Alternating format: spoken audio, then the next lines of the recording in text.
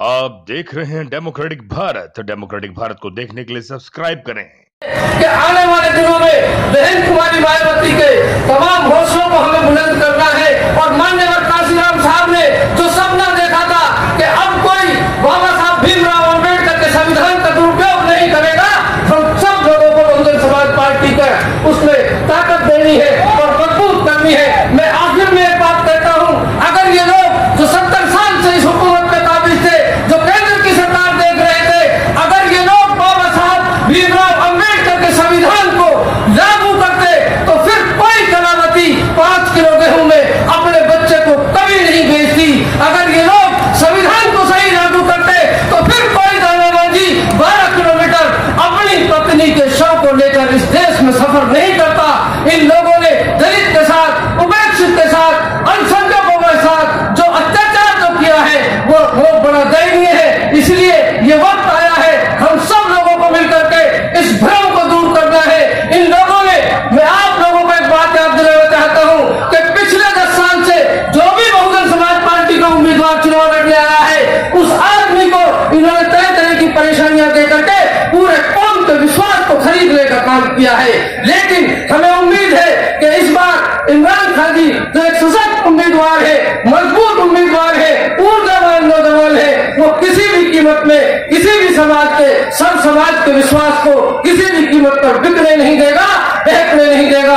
आओ साथियों, इसलिए आज बहुजन समाज पार्टी की अलवर जिले में पूरी हवा चल गई है। पूरे प्रदेश में हमारे 6 विधायक चुने गए हैं और इन्हीं 6 विधायकों की मेहरबानी से प्रदेश की सरकार चल रही है। साथ ही आपको मालूम होगा कि 34 स्थान ऐसे रहे हैं जहां बहुजन समाज पार्टी के उम्मीदवार दूसरे स्थान पर रहे हैं। हम ताकत में कमजोर नहीं है, लेकिन हमें ये याद रखना होगा, अगर आप चाहते हैं कि सत्ता तक हम लोग पहुंचे, हमारे प्रतिनिधि पहुंचे, तो हमको सजग होकर के अपने उस अधिकार का, अपने उस मताधिकार का प्रयोग करना होगा जो बाबा साहब भीमराव अम्बेडकर ने हमको दिया है। याद रखिए साथियों, अब कोई राजा किसी रानी के पेट से पैदा नहीं होता, अब कोई राजा किसी वसीयत से पैदा नहीं होता। इस देश में राजा वो होता है जो बाबा साहब भीमराव अम्बेडकर के आशीर्वाद से हर गरीब अमीर को ये सब बाबा साहब भीमराव अम्बेडकर ने दे दिया कि जो भी व्यक्ति सत्ता में पहुंचना चाहता है उसको गरीब की चौखट में सर झुकाना पड़ेगा। ये बाबा साहब भीमराव अम्बेडकर का दिया हुआ ताकत हम लोगों को मजबूत करेगी। और हम सब लोगों को, चाहे हम किसी भी समाज से ताल्लुक रखते हो, सब समाज के लोगों को मुल्क की जरूरत को पहचानना होगा और बाबा साहब भीमराव अम्बेडकर के उस सपने को जो उन्होंने 128 वर्ष पहले देखा था, हमको उसका प्रमाण देना पड़ेगा कि हम आपके सच्चे अनुयायी हैं, हम आपकी आवाज को बुलंद करेंगे।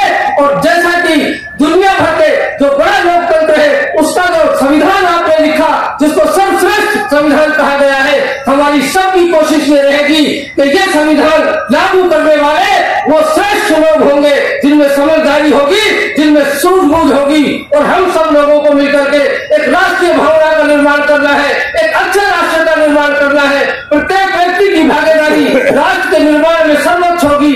ये झूठा राष्ट्रवाद का नारा देने वाले, ये झूठी राष्ट्रवाद की बात करने वाले, इनसे पूछिए कि संविधान जलाना, ये संविधान की कॉपियां जलाना क्या राष्ट्रवाद कहलाता है? मैं आप लोगों को इस मंच के माध्यम से कहना चाहता हूं कि ये मुल्क का निजाम न गीता से चलता है, न कुरान से चलता है। और मुल्क का निजाम अगर चलता है तो वो बाबा साहब भीमराव अम्बेडकर के लिखे हुए संविधान से चलता है। इसलिए साथियों, आप लोगों को आने वाले 6 तारीख तक बहुत मजबूती से, हौसले से आप लोगों को काम करना होगा।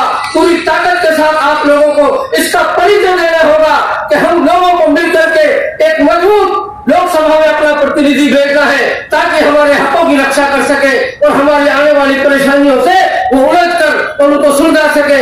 इसी आशा और विश्वास के साथ कि आप तमाम लोग मेरी कही हुई बातों पर अवश्य गौर करेंगे और प्रत्येक साथी, प्रत्येक बहुजन समाज पार्टी का कार्यकर्ता मजबूती के साथ बहुजन समाज पार्टी के झंडे को घर घर ले जाएगा और तमाम वोटों को हाथी के निशान पर दबाकर भाई इमरान खान जी को लोकसभा में भेजने का काम करेंगे। मुझे आप लोगों ने सुना, मौका दिया, मैं खास तौर पर तमाम मंच में मेरे सभी वरिष्ठ साथी बैठे हैं, मैं सबका तहे दिल से आभार व्यक्त करता हूँ। धन्यवाद। जय भीम, जय भारत, खुदा हाफिज। डेमोक्रेटिक भारत को देखने के लिए सब्सक्राइब करें और घंटी का बटन जरूर दबाएं।